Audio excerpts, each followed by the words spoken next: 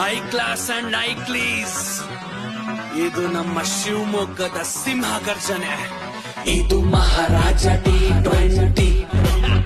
ಇಲ್ಲಿ ಸಿಂಹನೇ ಗಾಡು ಕಣೋ. ಅಡ್ಡ ಬಂದ್ರೆ ನೀ ಬೇಟೆ ಕಣೋ.